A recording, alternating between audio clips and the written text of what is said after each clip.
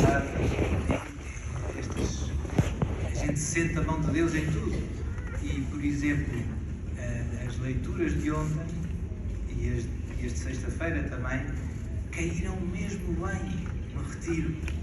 As coisas que fomos dizendo, as coisas que fomos rezando e depois como que Deus confirmando tudo e nós não mudámos nenhuma leitura. Eram as do dia. Parecem coincidências. Para nós, cristãos, no fundo, não há coincidências. Outro dia ouvi uma engraçada ao seu padrado. Da incidências de Deus. É bem visto. E hoje também, as leituras deste domingo vêm mesmo a calhar. Caem que nem uma luva. E tenho boas notícias. E a vontade que eu tenho, e mais. A mais é que a vontade que eu tenho é de falar de todas.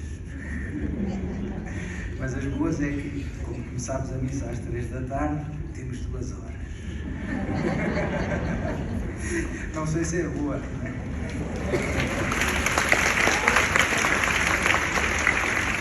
É tão bom, eu gosto muito dos retiros do mundo. Podemos rezar sem pressa.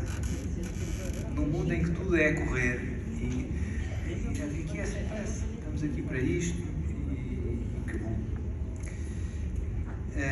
Não sei, Padre, mas olha que eu tenho um autocarro às 5. Eu sei. O Cadu já me avisou. A missa não pode acabar depois das 5 por causa dos autocarros. Não vai acabar. Eu já combinei com ele, se eu começar a derrapar muito, ele atira-me uma caneta. Eu já sei que pronto, já chega. Então, Jesus foi almoçar, passou a vocação de São Mateus. Acho que já falámos um bocadinho, o Padre Miguel falou e bem, e muito bem. São Mateus era um publicano, os publicanos no tempo de Jesus gozavam de má fama. Não tinham assim muito, não eram flor que se cheira, como se costuma dizer, por 2 motivos principais. O povo não gostava deles porquê, Sr. Padre? Por 2 motivos. Primeiro, porque trabalhavam para os romanos, e os judeus não gostavam dos romanos. Porquê? Porque os romanos eram o império que tinha conquistado a terra que Deus lhe tinha dado. Acham que eles estavam a gostar? Eles queriam que os romanos desaparecessem quanto antes, melhor. Mas não havia nada a fazer. Os romanos tinham um exército forte e mandavam naquilo. O governador Pilatos. E havia alguns judeus que trabalhavam para os romanos. Bandidos. E ainda por cima não era um trabalho qualquer. Não era pintar paredes. Era cobrar impostos aos judeus para ir entregar aos romanos. Ninguém os podia ver. E como se isto não bastasse, era visto um bocado como uma traição à pátria. Vocês imaginem, os espanhóis, houve ali uma altura em que o rei de Espanha também era rei de Portugal. E havia aqui uns portugueses que iam pedir impostos para ir entregar aos espanhóis. É que nem passava o bacalhau, a garganta. A gente encarregava-se e ficava ali encalhado. Mas como se isso não bastasse, o que é que faziam? Os publicanos aproveitavam-se da sua função e cobravam um bocadinho mais, 3 pontinhos. Vão perceber? Já agora, não é? E por isso, os publicanos eram ricos. Zaqueu, a história de Zaqueu, o chefe dos publicanos. Não é? E depois ele arrependeu-se e o que é que disse? E se prejudiquei alguém, vou restituir. Porquê é que ele diz se prejudiquei alguém? Porque acontecia. Porque acontecia muito. Os publicanos aproveitavam e metiam ao bolso. Dito assim de uma maneira simples. Portanto, os judeus que já não gostavam que eles ajudassem os romanos, ainda por cima os estavam a roubar. Portanto, aquilo nem com chantilly, nem com não engoliam. Não é? E eram tidos como pecadores públicos. Por isto, por roubarem, por abusarem, seria um abuso da autoridade. Porque com a força dos romanos cobravam mais do que o que deviam. E iam entregar aos romanos. Enfim, portanto, tinham má fama. E Jesus foi ter com este cobrador de impostos, Mateus, e chamou-o para um dos apóstolos. E os apóstolos não eram só alguns dos discípulos de Jesus, eram o círculo mais próximo. Eram aqueles que Jesus depois deu poder para curar, para expulsar o demónio e enviou-os a pregar. E depois deu-lhes o poder de consagrar a missa, de perdoar os pecados. Muito forte. Um dos apóstolos tinha sido um bandido. Imaginem hoje Jesus estar aqui e ir almoçar, sei lá, com os presidentes dos clubes de futebol. E escolher um dos presidentes mais conhecidos para bispo. É uma coisa que custa a crer, não é? Custa a crer. Custa a crer. E por isso esta pergunta, Jesus vai almoçar à casa de Mateus, Mateus convida os amigos, que também eram bandidos,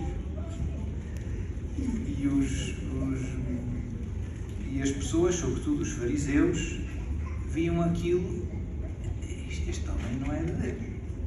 Então anda a almoçar aqui com os presidentes dos clubes de futebol. Isto é uma banda de corruptos e de mafiosos. E eles perguntam: por que motivo é que o vosso mestre come com os publicanos e os pecadores? E a pergunta tem alguma razão de ser. Tem alguma razão de ser. Porquê? São Paulo diz na carta aos Coríntios: más companhias corrompem bons costumes. Primeira carta aos Coríntios. E nós, o provérbio cá em Portugal é: diz-me com quem andas. Portanto, a gente tem que ter cuidado. Há uma questão de prudência. Nós não devemos andar com mais companhias. Mais simples é difícil dizer, não é? E, portanto, esta pergunta não era de todo descabida, não é? E Jesus explica porquê. Jesus dá uma resposta. Não são os que têm saúde que precisam de médico, mas sim os doentes. O que é que Jesus quer dizer com esta resposta? Eu estou aqui a almoçar com estes bandidos, não é para lhes dar palmadinhas nas costas e dizer que continuem, que vão bem. Não é para os confirmar no pecado, é para os convidar à conversão.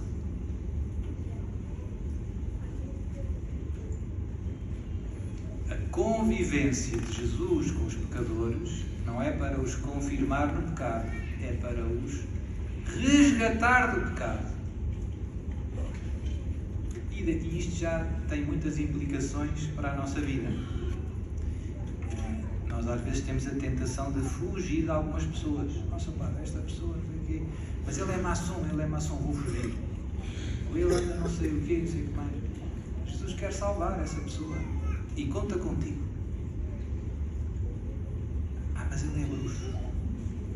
Não faz mal. Podes ir, deves ir falar de Jesus a ele.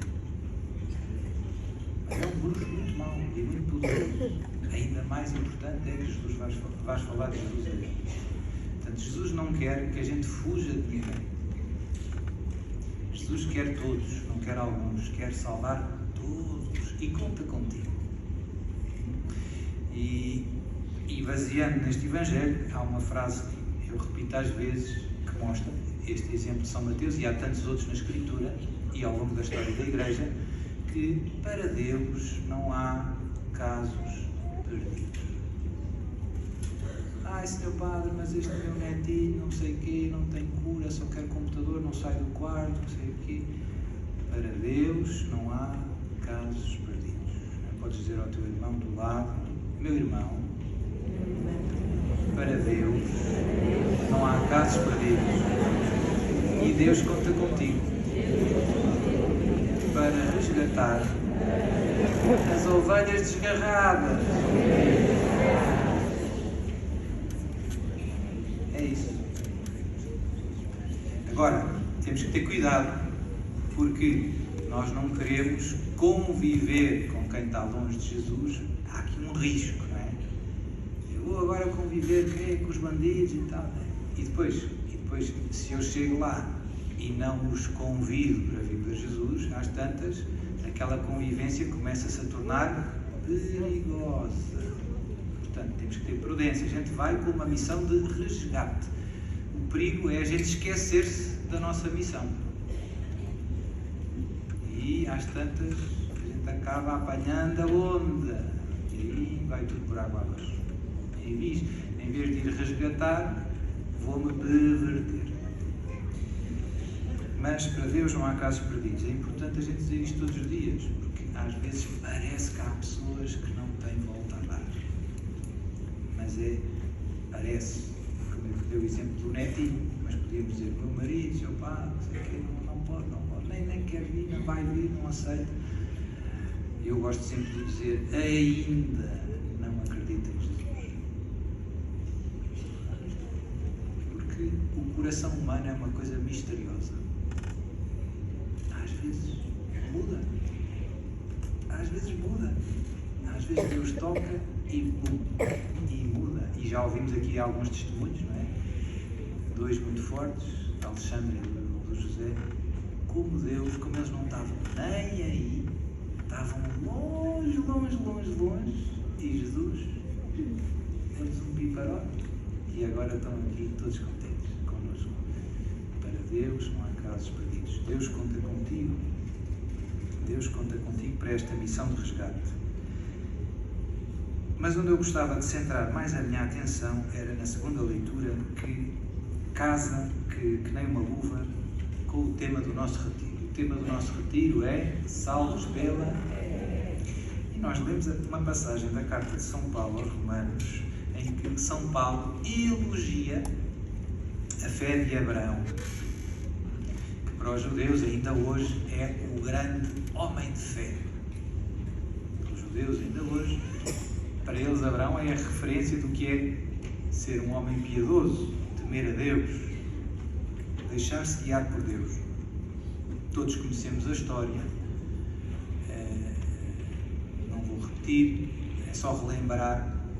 Já era idoso, a mulher era estéril, Sara era estéril, e Deus promete-lhe uma descendência como as estrelas do céu. E qual é que foi a reação dele? Esta aqui é a parte importante, que se aplica à tua vida. São Paulo começa logo assim: contra toda a esperança, Abraão acreditou que se havia de tornar-se pai de muitas nações, como tinha sido anunciado. Contra toda a esperança. Porquê é que ele diz isto? Porque ele já não tinha 30 anos, tinha 100, e a mulher 90, não sei. Padre Miguel, quantos anos é que começaram? Ele diz que já tinha passado o prazo de validade. Pronto. E portanto, contra toda a esperança, a gente já sabe o que é que quer dizer, não é? Não era possível, humanamente, ela ter filhos. Não era possível. Mas Deus prometeu. E portanto, ali houve uma escolha que Abraão teve que fazer. São Paulo, mais à frente, diz: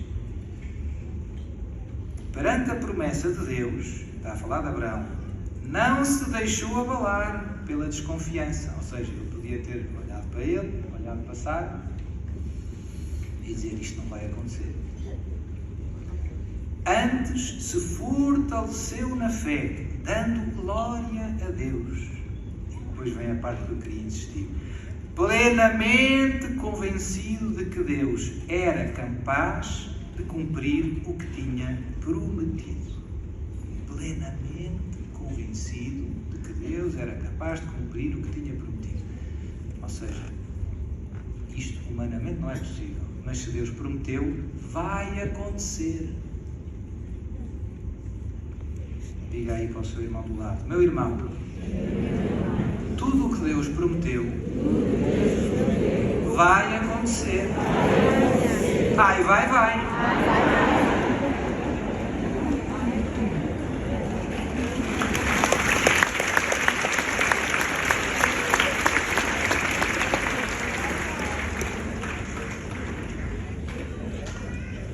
É importante percebermos que a fé não é... Hoje as pessoas veem a fé muito como um sentimento. Não sei explicar. explicar uma coisa que eu sinto, Jesus, não sei explicar. A fé é um ato da nossa razão, é um aderir à verdade e à pessoa de Deus que se revela tendo como credível, como verdadeiro. Deus não me está enganado e Deus sabe o que fala. O ato de fé é isto, e este ato é um ato da nossa razão, movido pela vontade, diz São Tomás de Aquino. Eu tenho que querer acreditar, porque não é evidente o que Deus me está a dizer. Se não é evidente, eu tenho que querer acreditar em Deus. E este querer, São Tomás de Aquino diz que é pecado que é movido pela graça. Ou seja, por isso é que nós dizemos que a fé é um dom. Sem este sopro do Espírito que empurra sem forçar. Deus é maravilhoso. Deus move sem coagir. A tua vontade, tu tens que querer. Mas se tu queres é porque Deus te toca. Queres verdadeiramente, livremente, sim. Mas ao mesmo tempo, esta vontade é sustentada por aquele que te criou e que te puxa para o bem. Deus atrai-nos com o bem. Portanto, a fé é um ato, digamos assim, sobretudo, é um ato que a gente faz, como eu dizia, é um aderir, é um dizer, eu acredito. Eu gosto muito de dar alguns exemplos para nós percebermos em que onda é que vai a fé. Se bem que esta fé sobrenatural está ligada a Deus, mas humanamente isto é verdade para muitas coisas. Quando, não sei, quando a minha avó era nova, as minhas avós ainda são vivas, têm 95 anos, e elas às vezes contam coisas. Quando eu tinha 15 anos, fui a um baile muito bonito que havia, etc, e aconteceu lá isto. E eu tenho uma escolha, ou acredito no que ela me está a dizer, ou não acredito. Porquê? Porque eu não vi o baile, eu não fui lá, eu não assisti ainda. Portanto, fé tem a ver com acreditar no testemunho que alguém me dá. E normalmente, humanamente falando, há dois motivos que me levam a aderir ao testemunho de alguém. O que é que me leva a acreditar na minha avó? Dois motivos, muito simples. Primeiro, eu sei que ela sabe o que é que aconteceu quando ela tinha 20 anos. Não é? Ou seja, ela sabe o que está a falar. E a segunda coisa, eu sei que ela gosta de mim e que não me quer enganar. Quando estas duas coisas acontecem, nós naturalmente acreditamos. Essa minha avó me contou, e eu acredito. E eu assim sei coisas que não sei por experiência direta. Eu não tinha maneira de saber isso, a não ser pela fé. E isto aplica-se a imensas coisas. Há imensos países que nós não visitamos, mas que alguém foi lá e disse, olha, fui a uma cidade e tal. Vocês nunca tinham ouvido falar. E agora já sabem que existe uma cidade que tem um lago. Porquê? Porque acreditaram em alguém que foi lá e que não vos quer enganar. Sabe o que fala e não... Certo? Quando nós aplicamos isto a Deus, isto é verdade da maneira mais forte. Porquê? Porque Deus é a própria verdade. Deus é o próprio amor. E, portanto, quando Deus te fala, Deus pode-se enganar? Sim ou não? Não. Nunca. Isto é importante termos claro. E o padre mais inteligente do planeta Terra pode-se enganar? Infelizmente. E o cientista, mais com 6 doutoramentos, pode-se enganar? Pois pode. Agora, ia dizer umas coisas, vou dizer. Agora tivemos a história da pandemia, não é? E fomos embarretados à força toda. E nós acreditámos. Ó, Sr. Padre, mas aquilo vinha da DGS. Pois. E os cientistas que apareciam no telejornal? Pois. Como é que o Sr. Padre sabia que não era verdade? Porque há mais cientistas além desses. O que é que eu fiz? Estudei. Mas dá trabalho. Eu disse, isto cheira-me a queimado.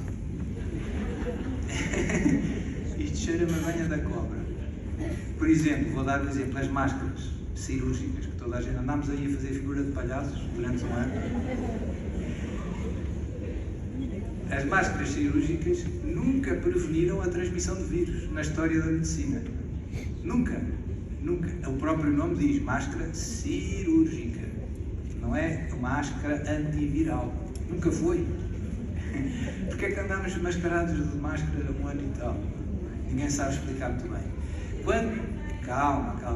Quantos estudos científicos existem a demonstrar que as máscaras são ineficazes na inibição da transmissão dos vírus, ou seja, não servem para prevenir?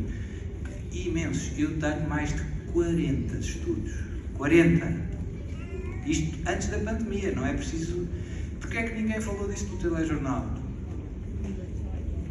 É estranho. Pronto, isto para dizer...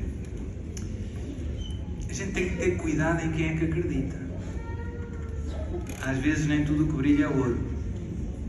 Eu podia dar mais exemplos.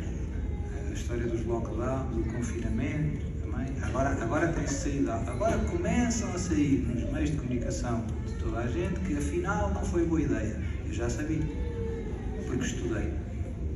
Como é que sabia? Fui ler em inglês, não sei o quê, dá trabalho.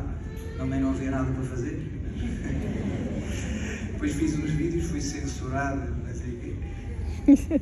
Mas isto para dizer, onde é que eu quero chegar? Isto tem a ver com a fé. Em quem é que consideramos credível, digno de crédito. Quem é que me está a dizer isto? Esta pessoa tem algum interesse? A RTP e a SIC e a TVI têm algum interesse em vender máscaras? Depois eu descobri uma coisa que poucas pessoas sabem, que os donos das empresas de vacinas são os mesmos donos das cadeias de televisão. É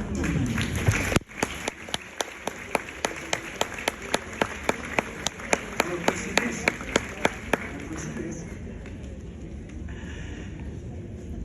Eu não sabia, mas pronto, fui à pesca, não é? Por isso temos que ter cuidado,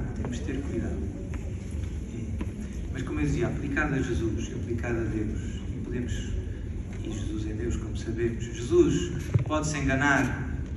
Não. Jesus diz mentiras. Faz sentido acreditar cegamente em Jesus? Sim. Pois faz. É isto. A fé sobrenatural é esta adesão a Deus que se revela. E é absoluto. Deus não se pode enganar. Deus não é mentiroso. E por isso, tudo o que Ele diz, tudo o que Ele promete, eu posso apoiar-me aí. Jesus disse, eu sou o caminho, a verdade. Eu sou a verdade. E hoje, no mundo em que vivemos, a confusão é cada vez maior. Isto é uma salganhada, é uma confusão, a gente já não sabe a quantas andamos. Também já vimos aqui ao longo deste retiro tantas pessoas boas, o testemunho de Alexandre, que achavam que até eram católicos e até iam à missa e está tudo bem, mas que afinal estavam enganados em tantas coisas. Porquê que há tanta confusão? Quem é o pai da confusão? É o inimigo. O inimigo gosta de gerar confusão, gerar divisão.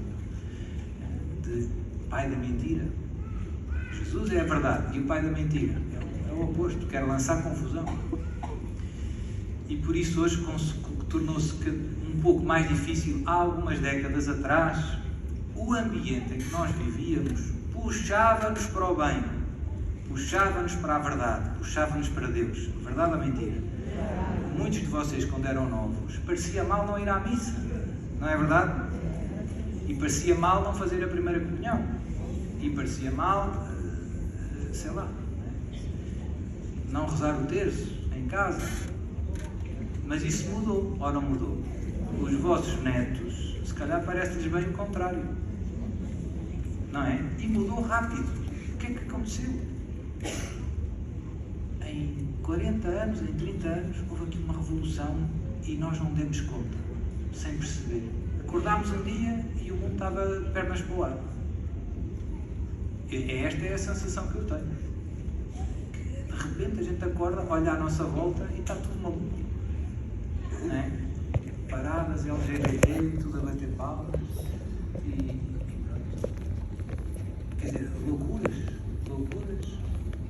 seguir às outras e toda a gente vai na onda, que é o mais assustador.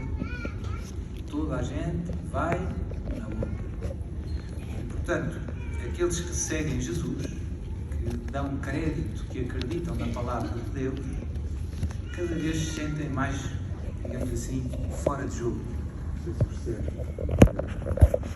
É desconfortável, porque tudo à volta vai noutra direção. E antigamente podíamos dizer que tudo puxava para o bem, agora é ao contrário, tudo puxa para o mal. Portanto, se eu quiser continuar unido a Jesus, eu tenho que remar contra a maré. Diga ao seu irmão do lado: meu irmão, para seguir Jesus é preciso remar contra a maré. Remar muito contra a maré. Fala tu.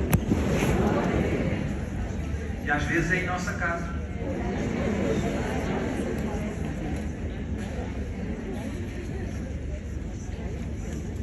Agora, se nós ficássemos só aqui, ficávamos um bocado desanimados. Agora vai ir ao fundo. Agora a boa notícia. Mas Deus gosta tanto de nós e daqueles que não estão bem aí. É importante lembrar isso. E que nem merece, mas também merecer tu não mereces. Que aguenta o mal até um certo ponto. O meu pai diz: eu não percebo Deus. Se eu fosse Deus já tinha partido isto. Não percebe a paciência que Deus tem com o mal. De facto é um mistério. Como é que Deus é capaz de aguentar tanto disparate e tanta maldade no mundo? Também me custa a mim pensar, não é? Hoje em dia, as coisas que se fazem às crianças, estar a roubar a inocência às crianças tão cedo, estar a pervertê-las através do sistema de ensino, vocês já sabem isto, não é? Hoje em dia, nas escolas, as crianças têm que aprender que há muitos tipos de casais. As crianças com 5 anos, 6 anos têm aulas a dizer que há muitos tipos de casais, há homens com homens, mulheres com mulheres. E se os pais forem contra, a escola, o Estado diz: não, a escola é que manda. O Estado é que manda. O Estado é que sabe o que é bom aos teus filhos. Já estamos nisto. E coisas. E o yoga, agora também o yoga está nas escolas. Não é? Uma pessoa quer ensinar os filhos a rezar o texto, mas o filho chega à escola: yoga obrigatório. Já estamos nisto, não é? Vai chegar um dia. E eu às vezes surpreendo com este aparente silêncio de Deus. Deus está quieto, parece que não reage. E o mal avança, e avança, e avança, e avança. E às vezes é uma espécie de Titanic, não sei se lembram do barco, não é? Está a ir ao fundo e nós já estamos assim com pouco sítio para respirar. Parece que vai acabar mal, não é? Então, tenho boas e más notícias para vos dar. Esta é a situação, ou pelo menos é a minha experiência, quando olho para o mundo à nossa volta. É assim que eu me sinto. Agora, boas e más notícias. Vou começar pelas más. As más é que vai piorar ainda mais um bocado. É verdade. E, portanto, se nós já estamos a remar contra a maré com muita força e já estamos cansados, isto ainda vai apertar bastante. E as boas é que Deus chega a um momento em que diz: agora já chega, agora, ponto final, viramos a página e vai começar um novo capítulo.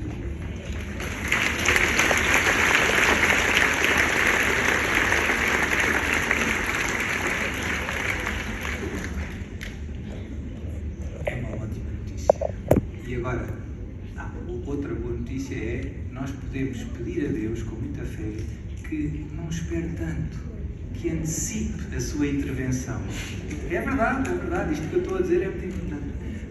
E nós na missa fazemos sempre isso, não damos conta.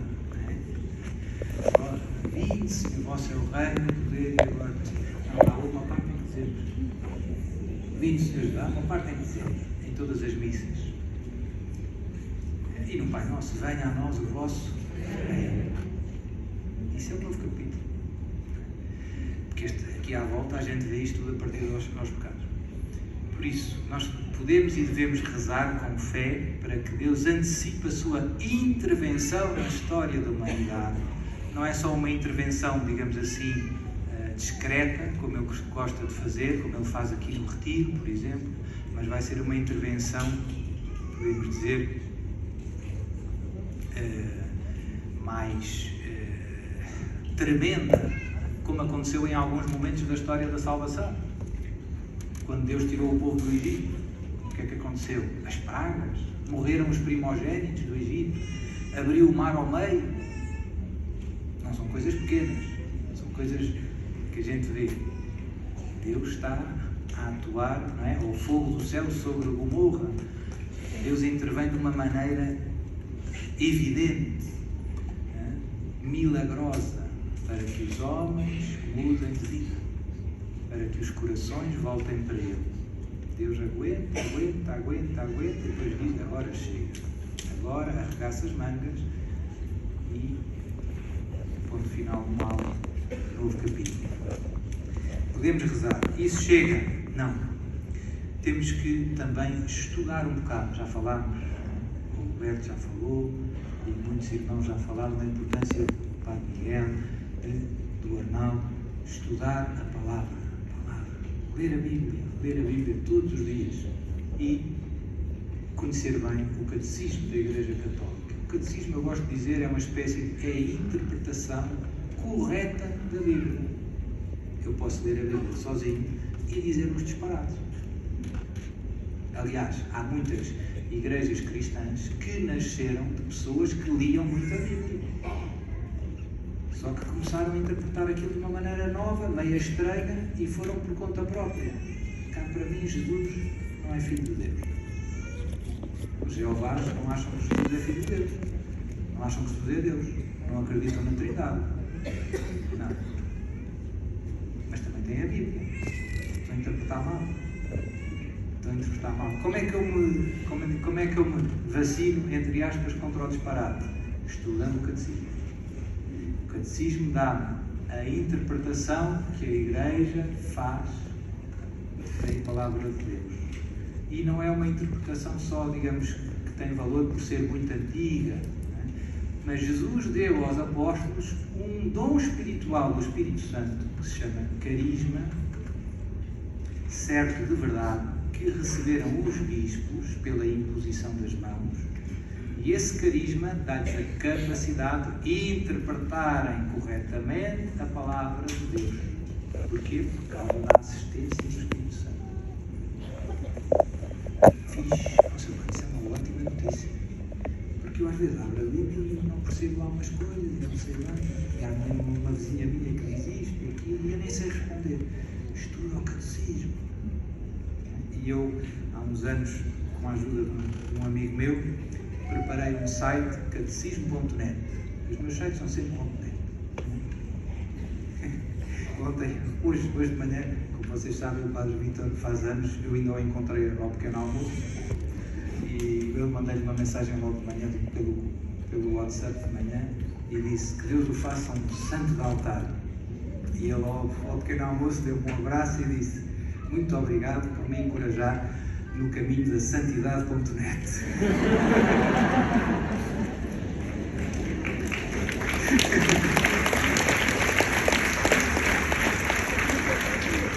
Os santos têm a sua pancada, não é?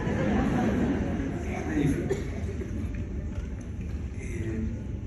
Mas voltando, há um site que eu preparei com a ajuda de um amigo meu, catecismo.net. Porquê? Porque o catecismo já estava no site do Vaticano, mas era difícil de utilizar. Eu chegava lá e queria saber o que é que o catecismo diz sobre o aborto, e não, era difícil de encontrar. Então fiz um site só com bons motores de busca, vários índices em que eu posso procurar por temas, etc., para facilitar encontrar o que eu preciso de saber quando estou aquelas conversas de café, lá no trabalho, não é? A gente vai beber um café e tal, mas os católicos, não, mas isso da contracepção não é bem assim, não sei o que mais. E agora? Agora não sei, não tenho aqui o catecismo. Um instante ali. Não, isto não é assim. Já tenho ali a arma à mão. Né? para defender a verdade. Portanto, é importante estudar.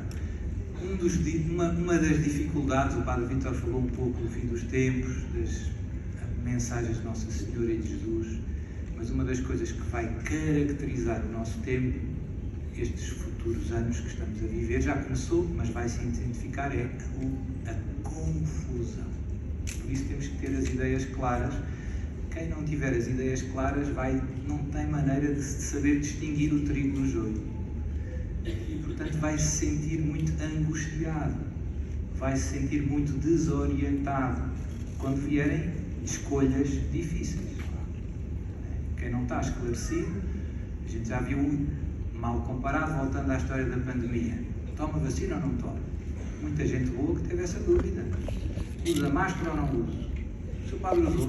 Usei porque senão prendiam-me, não é? Mas mandei fazer a uma amiga minha, disse, arranjei o tecido mais fininho que tiver. Aquele transparente, quase. Pronto, se vier a polícia... Porquê? Porque eu sabia que não servia para nada e sabia ao contrário, que andar muitas horas com uma máscara na cara é tóxico, porque a gente respira pouco oxigênio, cria-se muita umidade à volta da cara e isso é propício ao desenvolvimento de fungos e de bactérias. Se alguém tiver aí que é médico, pode dizer isto e mais coisas. Portanto, andar 3 meses de máscara é mau para a tua saúde. E também estar em stress e em medo também debilita o teu sistema imunitário. Portanto, o melhor é estudar e estar em paz. Alegre e feliz, com o sistema imunitário forte. E pronto, e se vier a polícia, pôr a máscara. A não ser pôr a máscara no início, depois tu catequese à polícia. Mas eu, por acaso, eu tive várias vezes a polícia na minha paróquia, várias. E não usava, e houve um dia em que eles vieram e na minha paróquia ninguém usava, mas eu tenho alguns inimigos, acontece, com todos nós, com todos aqueles que procuram seguir Jesus, vamos ter chatice. E tenho alguns inimigos também nas paróquias, que não me gramam nem com ketchup. E então os meus amigos já começaram a avisar alguns fins de semana, ao seu padre, olha que há pessoas que nos vão denunciar, vem aí a GNR, cuidado, seu padre, cuidado. E então as pessoas já andavam todas de máscara no bolso, eles é que organizaram tudo, andavam todos de máscara no bolso, eu dizia, está tudo bem, não há problema, há de se resolver. E um dia lá apareceram os GNRs todos. E então a boa notícia foi alguém que vinha para a missa, viu os GNRs a vir, chegou à missa, vem a GNRs.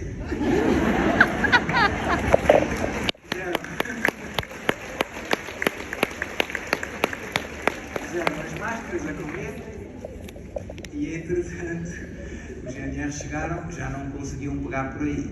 Só que as legislações tinham aquelas coisas da distância e a gente estava ao colo uns dos outros.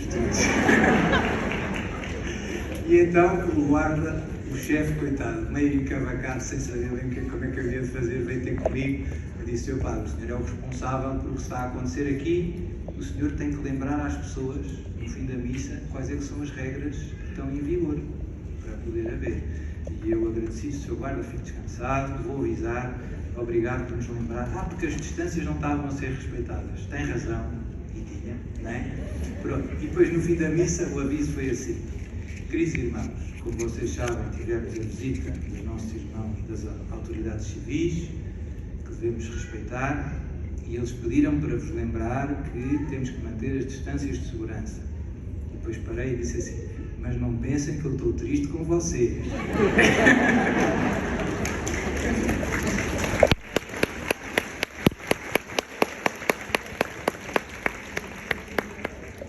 Isto são só exemplos, são caricaturas, isto é fácil, mas tu e eu vamos passar situações bem apertadas em que temos que pedir a Deus ajuda, temos que pedir a Deus que nos ilumine para não largar Jesus e, digamos assim, e passar entre os pingos da chuva, passar entre as balas.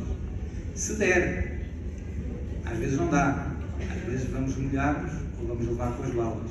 Mas se isso for para não largar Jesus, Deus seja louvado.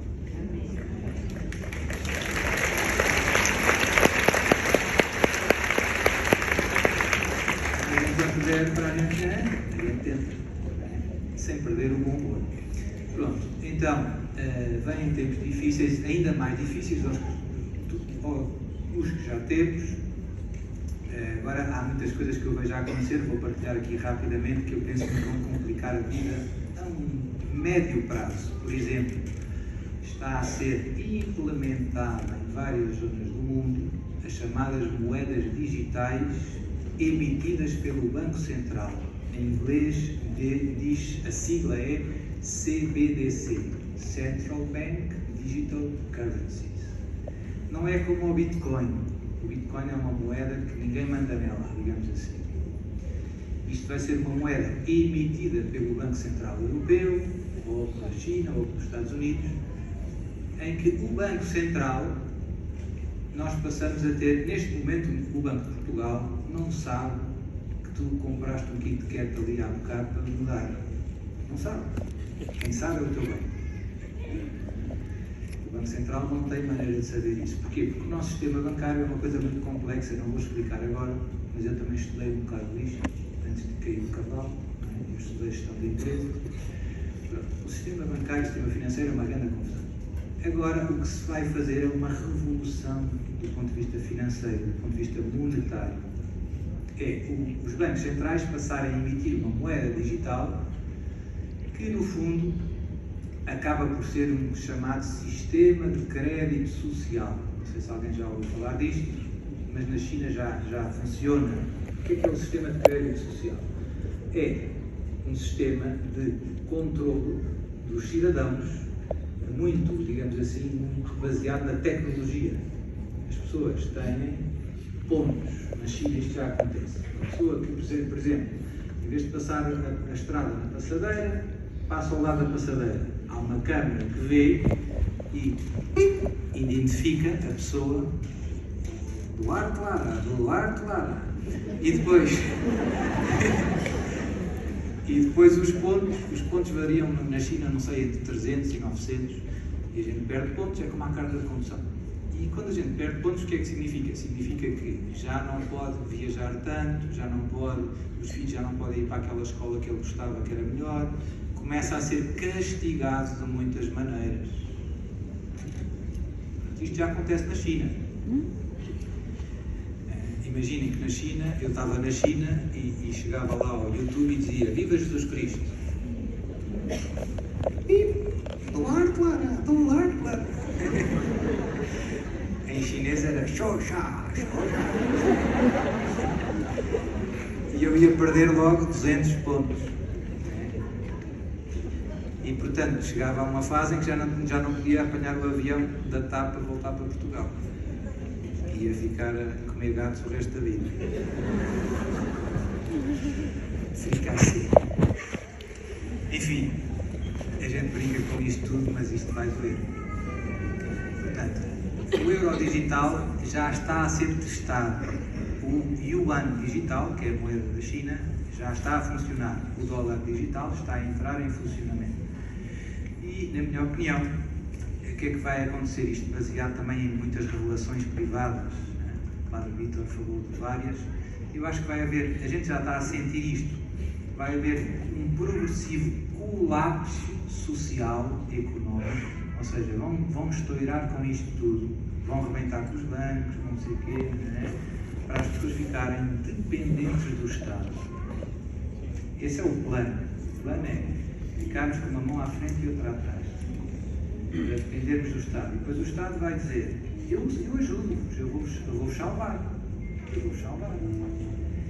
Basta que vocês abram uma conta com euros digitais. Eu vou pôr na conta 1000 euros digitais por semana. Se tu estiveres a passar fome, o que é que vai acontecer? Por isso, vai ser difícil. Vamos remar contra a maré com muita força. Eu já fiz alguns vídeos e brinco, né? Tenho estas minhas galinhas, mas tenho mesmo.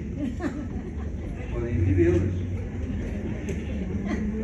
3 galos, agora pegaram-se à luta no outro dia. Houve um que ficou todo partido, que era o que eu gostava mais. Enfim, por mais catequese que eu lhes faça, eles não amam o irmão. Mas eu eu tenho um plano B, onde é que eu quero chegar? Eu tenho um plano B. E depois isto eu acho que vai dar na marca da besta. O Apocalipse fala que sem qual não se pode comprar nem vender. Portanto, eu saltei muitas coisas, podem ver os meus vídeos. Não quero que percam o sono, mas quero que não sejam ingênuos. Quero que não sejam patínicos. Eu não seria vosso amigo se soubesse tudo isto e tivesse caladinho, com as minhas galinhas ali escondidinho, a ver se passo despercebido. Não seria vosso amigo. Portanto, eu digo tudo. Muitos de vocês estão a pensar, este padre passou-se. Espero estar enganado. Mas eu não peço que acreditem em mim. Prontos. Acreditem em Jesus, acreditem em Deus. Leiam as Escrituras, meditem e rezem ao Espírito Santo. Deus vai vos ensinar e vai vos guiar. Se vocês se deixarem guiar por Deus, vai correr tudo bem. Vai correr tudo bem. Não precisam de seguir-me a mim. Esqueçam o Padre Lara. Foquem-se em Jesus. Invoquem o Espírito Santo. Deixem-se guiar por Deus. Vai correr bem. Deus vai vos dizer no vosso coração. Eu vi isso também na pandemia. Eu vi várias pessoas muito simples, pessoas que não sabem ler, que vinham ter comigo e diziam: Padre, eu não vou tomar a vacina. E elas não sabiam explicar bem porquê. Eu sabia.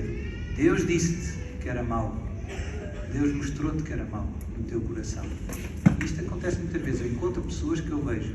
Deus guia esta alma, que é uma alma humilde, que é uma alma simples, que é uma alma que confia em Deus. E é isso que eu espero que cada um de nós seja. Que nos deixemos guiar e não nos animemos. Eu acho que no meio da confusão Deus vai nos juntar, vamos estar todos à volta da mesma panela, com meia galinha.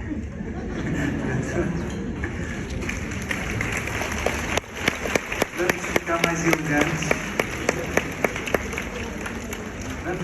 elegantes. E outra boa notícia, que também é uma boa notícia, vão baixar os diabetes, o colesterol, vai baixar isso tudo, vai ficar tudo ótimo, porque não há para comer. E outra boa notícia é, vamos estar muito felizes, vamos experimentar Deus cada dia com mais intensidade. Quanto maior é a perseguição, mais cresce o amor no nosso coração, por Jesus e pela salvação das almas. Vamos embora? Diga ao irmão do seu lado: meu irmão, você está pronto? Todo vapor. Jesus conta consigo. Compre umas galinhas.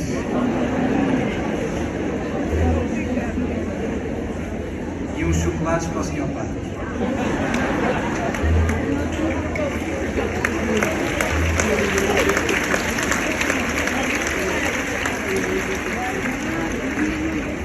Muito bem.